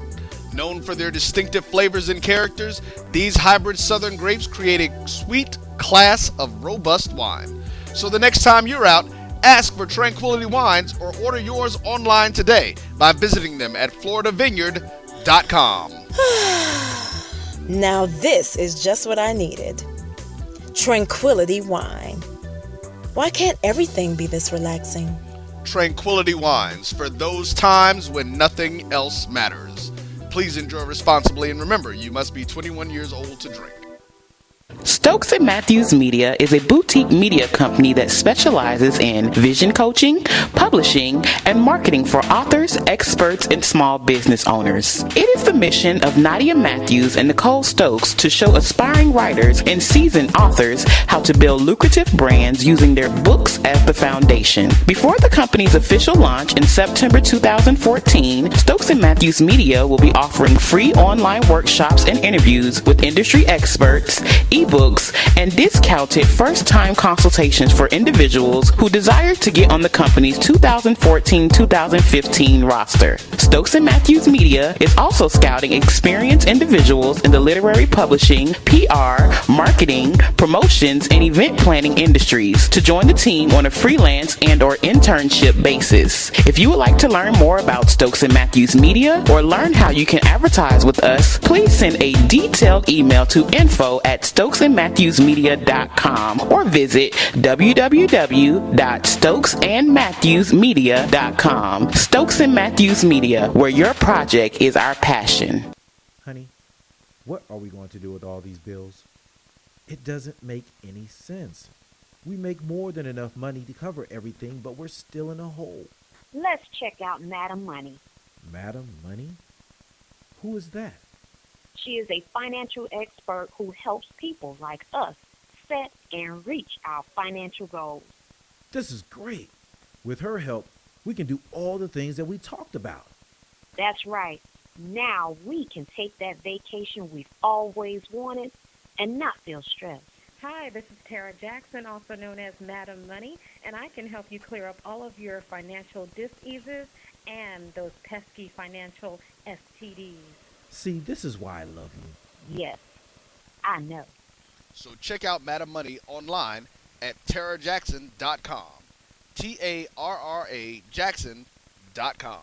Lisa, you've been staring at that computer screen for 30 minutes. What's wrong? Oh, it's my new marketing campaign. I want to tell people how great my business is, but I don't know what to say. I need copy for the website, newsletters, and brochure, and I'm drawing a blank. Writing just isn't my thing. My boss had the same problem, and he called Put It in Writing Professional Writing Service. Put it in writing? What's that? It's a business just for people who need copywriting but don't have the budget for the big marketing and PR firms. They help my company tell everyone about the great products and services we offer through our website. And when my cousin recorded his CD, Put It in Writing wrote his bio and press release. They even do resumes. That's good to know, because I'll be looking for a job if this business doesn't take off. Don't worry. Call the professionals at Put It in Writing at 901-359-6629 and check out the website at putitinwriting2.com. That's putitinwriting2.com. Are you in need of a dessert for a special event? Maybe a custom birthday cake. I know, it's your wedding day and you want a cake that will stimulate your taste buds and capture and create the memories for that special day. Well, Sweet Destination should be your choice. Let Master Sweet Designer Montevia Gamble create a unique and delicious cake for your special occasion. But that's not all. Sweet Destination also creates other desserts, from cheesecakes, homemade fudge, brownies, cookies, pies, cake pops, cupcakes, and just about anything that you can think of. So check them out at sweetdestinations.com or on Facebook under Sweet Destinations. Remember, the greatest conversations take place on the road to the sweetest destinations of the human mind. So let's do more than business. Let's make memorable moments. We are Sweet Destinations.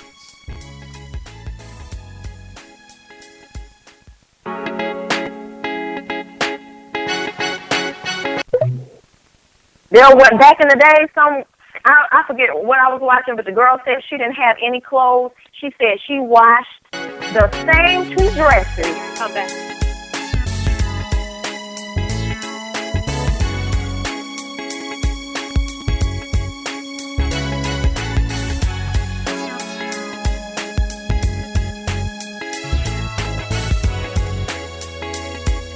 Hi, welcome back to A Queen's Eye View. I'm Shay. And we have Alicia Coleman. I'm sorry. And this is Lady. I'm Dawn. And we have our guest. Marsha R. Happy to be here. Glad to have you. And we're talking about see something, say something. Be the difference you want to see. You know, we were talking on break, something that I think is interesting to bring up. You know, does our appearance affect the way people look at us? Ladies, your thoughts? I think that they do. Oh. Yeah, I think that they do. I mean, it's just certain things that I remember I was taught. I mean, I know things are a little different now. Like back in the day, women wore slips. Okay, women don't wear flips now. Okay, back in the day, you know, women wore pantyhose. Okay, I still personally wear pantyhose sometimes, but not all the time. And it's not really, pantyhose aren't really a thing that women do now. You know, we've kind of changed with the times, and I get that. But there are still certain things that I remember I was taught coming up as a little girl that my mom taught me, and little things that my father taught my brother that are just supposed to be appropriate. My brother is 7 years younger than me, and not a day in his life has he ever went to school with his pants hanging halfway off his behind. Why? Because my dad was not going to have it. My dad was not going to have it. You are not going to walk out of this house like that. And I just feel like, I mean, I know the kids are, you want to be cool and you want to fit in with your friends and all of that. But still, there's just, I don't know, I just feel like there's some lack of something going on with that. And I mean, still like I said, some of the things that I still hold dear to my heart to this day were taught to me when I was a young girl growing up. That I just felt like was supposed to be appropriate behavior for a young lady. And it's supposed to be appropriate behavior for a young man. I agree. I agree.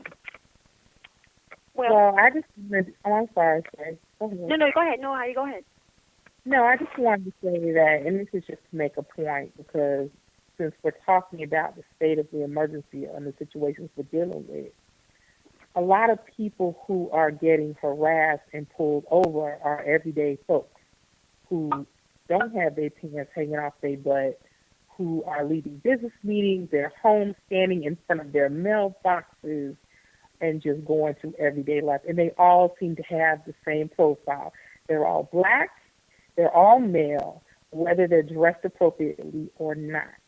So even though I agree with Dawn, because I grew up in a different generation than most of these kids, no way I'm coming out like that, because I had two parents who taught me that. But there's 2 points I just want to make. I would get with that argument completely if I wasn't harassed for just walking down the street because somebody didn't think I fitted in a neighborhood. And I'm a businesswoman, and that has happened to me. So, you know, at this point, I mean, whether you have on appropriate clothes or not, it just seems like the profile is young and black, male or female. Professors have been harassed. We saw a professor thrown on the ground 3 weeks ago on Facebook by a policeman. They didn't care. And she had a university badge. So at this point, I'm just saying that there's 2 sides to that argument. But I totally understand Dawn's position. And I agree with both of you ladies for different reasons. The number one reason being that it should not matter what an individual is wearing or how they're wearing it and so forth and so on as to whether or not they're stopped by a cop. So there definitely is some profiling going on, no doubt about that. How people present themselves, we are all from a place that we at least understand that in order to get the part, you have to present yourself in a way to show that you want the part. So when you show up for a job, you know, make sure that your attire represents the position that you're going for. We all get that. One of the things that I'm discouraged about, and I don't want to say discouraged, that because I understand on some level that in order to get them to pull their pants up, we have to get them to pull their minds up. Absolutely. And I heard someone else share that, so I'm not going to take credit for it. But it wasn't until I was in a conversation with them that I was like, I don't get it. I wish they'd just fix that and all of this other stuff. And they said they will, but they have to get to a place where they understand how important that is.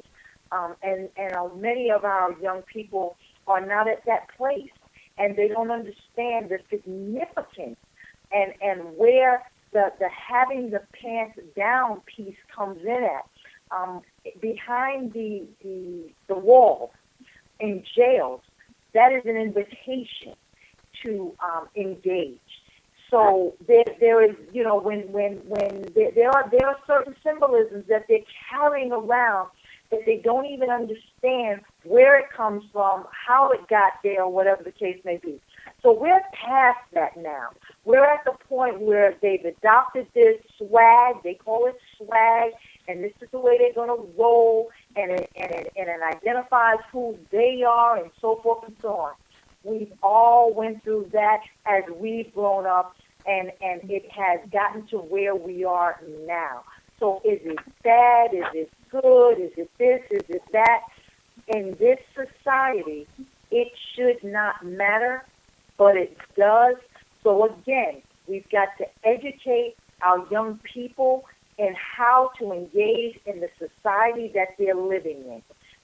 Meet this society where it's at. If you want people to respect you in a way that will get you to where it is you think you need to be, then be that first. Let that light shine. You want that job, dress like you want that job. Take certain pieces of metal out of your face so that when you show up, you are showing up, letting the individual know that you are in some way that you are responsible and all of that stuff. You only get one chance. You only get one chance to make a first impression, and that's it. And so I understand where both of you ladies are coming from. I agree with both of what it is you're saying, and it's all about the education. How do we get them to understand that there's a way to do it? There's a way to do it. That's all I'm saying. I'm going to go ahead and give out the number again. We do have about 15, 20 minutes left, and if someone wants to call in, the number is 678-701-3738. That's 678-701-3738. I'll also ask if you guys will go ahead and like our Facebook page. I see a lot of you are doing that now, A Queen's Eye View. Again, like our Facebook page at A Queen's Eye View. I remember my son's grandmother used to always, rest in peace, it's been 2 years since she passed on, but she used to always say to me, Shawana, as Marsha's put the government name out there, and I noticed that Dawn was calling me Shawana. I was like, see that? You come on the show now, my name has changed. She used to always say, prepare for war in the time of peace. And I don't know if she made that up or if it came from somewhere, but I'm going to give her credit because that's the first time I heard it was from her. And I believe we are in a war situation already, but I understand now it means different things for me at different times in my life. But right now, when it says prepare for war in a time of peace, it means for me now that we know what's happening. We know what's coming down the pipeline. We see it already. Now, whether it's reached your home, your neighborhood, or your family yet, it's coming. It may not have touched you yet, but it's on the way. So you need to be informed. You need to learn all those things now. Like Marsha said, don't wait for it to show up before you start trying to get the information. Research now. Find out what it is you need to know so that when it does come, you are prepared. Because the war is here. It just hasn't shown up at your door yet. It's a wonderful opportunity for us to hit the reset button on how we're engaging with one another, especially our young people. They're a particular focus to me right now. In a couple of weeks, I'm going to be.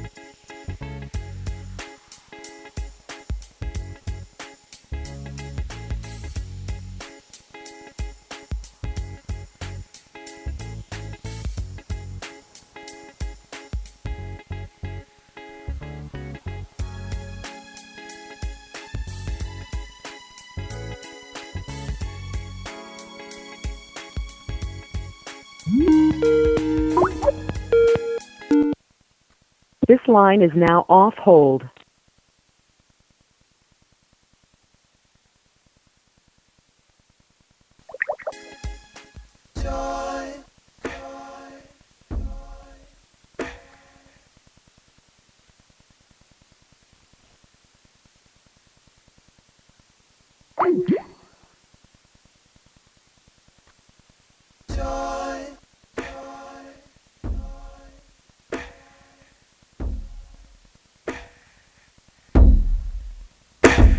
Happiness.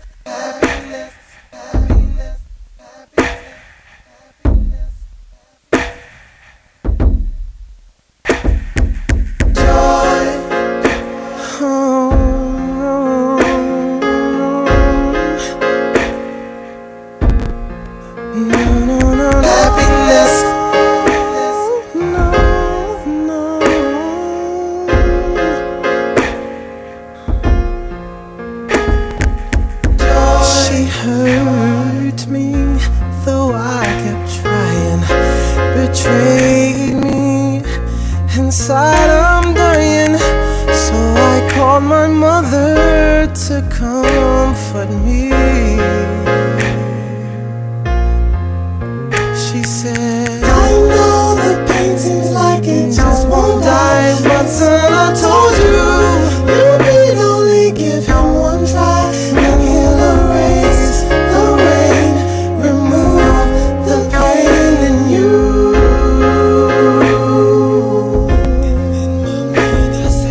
Why do you keep putting faith in man? When you know God's the only one with a plenty hope that can unlock your joy. All happiness lies in Him.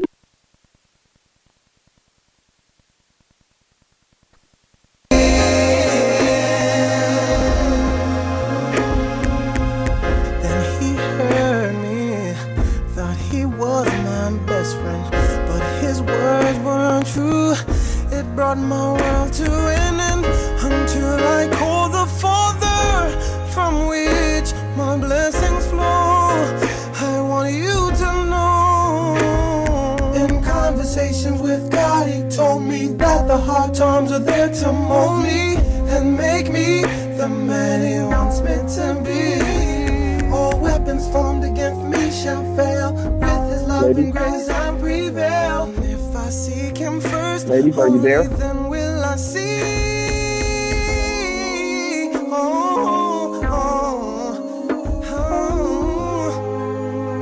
He told me to love my enemies and those that hate me, and I will bless them. 'Cause I will pray for them if you will pray for me.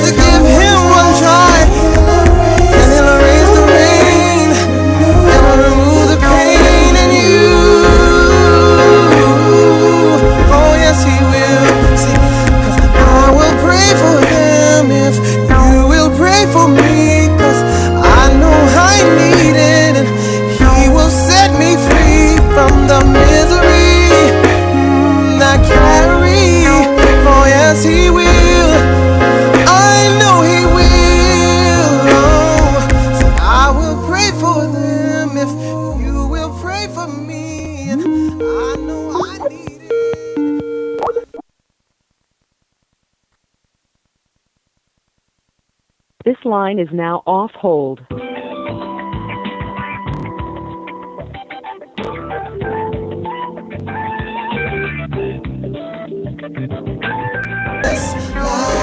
in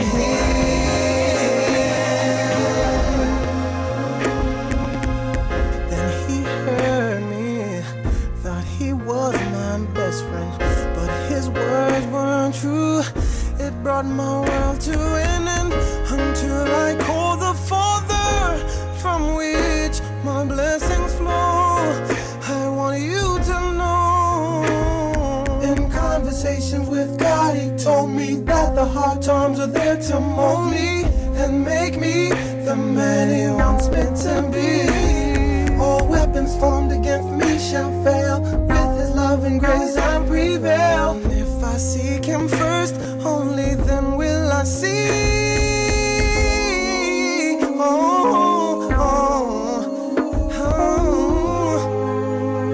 He told me to love my enemies and those that hate me, and I will bless them. 'Cause I will pray for them if you will pray for me. And then my mother said, why do you keep putting faith in that faith in you know God's the only one we know he's the only one with joy. All happiness lies in him. Hey, God is doing it for you. Why do you keep putting faith in you? When you know God's the only one with and he's the only one with the plan. Unlock your joy. Unlock your joy. All happiness lies in him.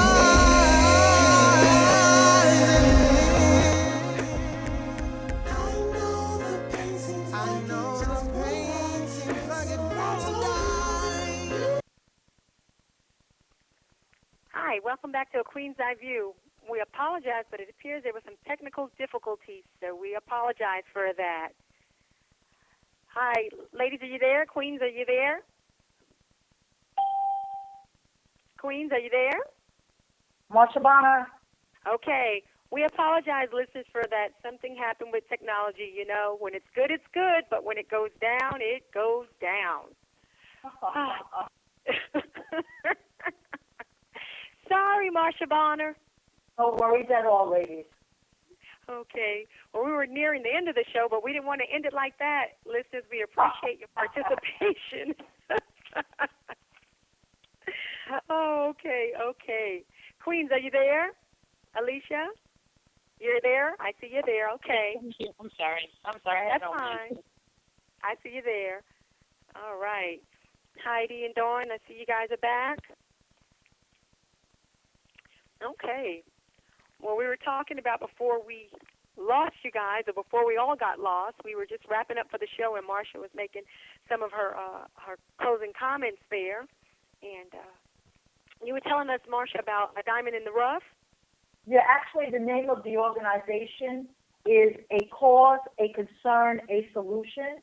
Mm-hmm. And on Saturday, September 20th, I'll be participating with some other women in the community to speak to young ladies between the ages of 12 to 24. And the symposium was created to empower the teenage girls and young ladies. So that's one of the things that I'm really looking forward to. And there are quite a few other opportunities that I've been afforded as a result of now having a platform to communicate with our community and to encourage others to do so. I've already mentioned the Hugs movement. I've had an opportunity to be on various television shows at this point, and this is all through the God that I honor as grace and mercy. So I'm real clear about the fact that it is my voice, but it is truly His message, and I'm honored to carry it. One of love, one of compassion, one of empathy, and one of get up and do something. Be the difference that you want to see. The topic that you ladies chose tonight goes right to my core, goes right to my heart, and it has truly been an honor to be a part of this conversation. And also I want to mention for individuals who like to follow people like me. I am on Facebook under my own personal page, Marsha R, or you can follow me on Hug the Movement. I'm also on Twitter and Instagram. So if you're interested in getting some and receiving some uplifting, hopefully empowering, motivating conversation and words, not just from myself, but from others around the world, feel free to chime in. You are welcome to do so. And you can continue to learn more about me on the marketing page that I have. My marketing group is Savvy Marketing Entertainment Group, www.smegSite.com. And there's one other thing I wanted to mention. Again, be about it. I have been asked to invite individuals. I have 40 slots available for an Apollo, APOLLO, the world-famous Apollo. It's having a Harlem Healthy Soul Festival on Saturday, September 13th. I have taken a slot of 12 p.m. to 1:15. So I'm inviting people to come to my page and send me a message. I can only take the first 40 if you're interested. 12 p.m. to 1:15 at the Apollo Theater. There's going to be a Harlem Healthy Soul Festival, and they are going to have some performances, and I'm happy to bring along as many people as I can. We're going to have Dr. John Palmer speaking. Faith Evans is going to perform. Dr. Ian Smith and DJ Big Tigger is also going to be there. So we've got the festival, we've got speakers, we've got people in our community looking to live healthier lives. Remember, it's a threefold thing that we're dealing with: the mind, the body, and the spirit. Wow, that's awesome. And how do they get invited to that? They have to go to your page? Just go to my page and send me a message, and I can only take the first 40 that reach out to me. All right. Well, Can I just send a text? Look, I'm just kidding. And it's free. If you're in the Harlem area, if you're looking to visit the Harlem area on Saturday, September 13th, and you want to go with me, because I'm taking a group with me at 12 p.m. to 1:15 is the first segment. Feel free to reach out to me. It's has limited has a time on it. The first 40. Are you buying lunch? The event is free. Are you buying lunch? And trust and believe, if I have to buy lunch for someone, it would be a pleasure and an honor to do it because somebody did it for me. Wow. Wow. Ladies, do you have closing remarks that you'd like to make for a guest? Is anybody there? Okay, I'm here. I wasn't sure if someone else was on. I don't want to jump in front of anybody. This is Alicia, and I just want to say, with everything that we've talked about, bullying and discrimination, and I really want to reiterate that it starts at home. What are we as adults or parents doing in front of children? How many children are we mentoring, to change their mindset, to show love instead of hate, or just because someone is different, not being fearful, because I think a lot of hate or bullying comes from fear. So let's just remove the fear and get to know people and learn their language and learn who they are. We may not want to do what they do, but respect them as a human being. That's all. And not only that, a lot of parents, I want to say that a lot of parents really don't know what's going on with their children because their children are not communicating with them. So it's important that the children feel comfortable to go to their parents and tell them stuff. See, that's and a lot of times the parents think that they're doing a great job. The parents are supportive. They're there for their child. They're providing for their child. They think they're being supportive. They think they're doing everything they're supposed to do as a parent, but the child is not telling them anything. So what's really important is that the child feels comfortable going to mom or dad and telling mom or dad whatever they need to tell them, and not feeling like they're going to get in trouble or they're going to get jumped on or they're going to get yelled at Because if you do that to a child continuously every time you tell them something, they're gonna stop communicating with you. I mean, that's talking to my that's son? just the truth. So, Michelle, you've been talking to my son because he feels that way. Oh, so I'm not an expert because I don't have any children, but I know when I do become a parent, I want to make sure that I figure out and learn how to communicate with my child so that he or she will be able to come to me and tell me whatever it is. Mom, I'm ready to have sex. Or, Mom, I'm being bullied. Because a lot of kids are being bullied in school, but they're not telling their parents. So the parents don't know, and then it's like by the time something happens, it's too late.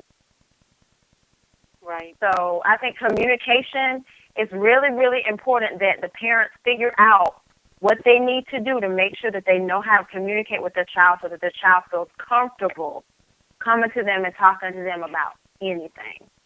Yes. Well, unfortunately, kids these days, even if we try to make it as a parent, we try to have an open door and a platform for our children, but unfortunately our children don't always see us as being that person that they can speak to. So I've always instilled in my son to find someone that he could talk to. And he has done that, and he talks to everyone but me. But that's still good because I know that he does seek out counsel, and he does get it from the right people, whether it's his grandparents or good close friends. But they do need to find someone that they trust of authority that can and will. Right. Yeah. Somebody that's not going to steer them in the wrong direction, because listening to your friends and all that, that's not going to do it. Yes. And if I could, but when we're closing, there's something that I read this week in my daily devotional, and it was called Be Tenacious. And it says, just the last little part of it, it says, now saying you believe in yourself won't guarantee your success, but saying you don't believe in yourself will guarantee your failure. The truth is, you're not alone. God is with you. He gives strength to the weary and increases the power of the weak. So be tenacious. And I feel like that is so appropriate for what we spoke about this evening. And if we can apply that, the queens here on the phone and those that are out there listening, not only to our everyday life, but to our state of emergency, that it's easy to say what's not happening, to sit back and point the finger and talk about who's not doing something. But that's when, as Marsha said earlier, that we have to get involved, that we just can't sit back, that we have to find whatever our strength is. We have to do that, whether it's make phone calls, raise money, however it is that we can serve, we need to do that. Yeah. We grow weary. It's true. We grow weary all the time in different facets of what we do, but God will give us that strength that we need. And that's my little two cents. Good stuff.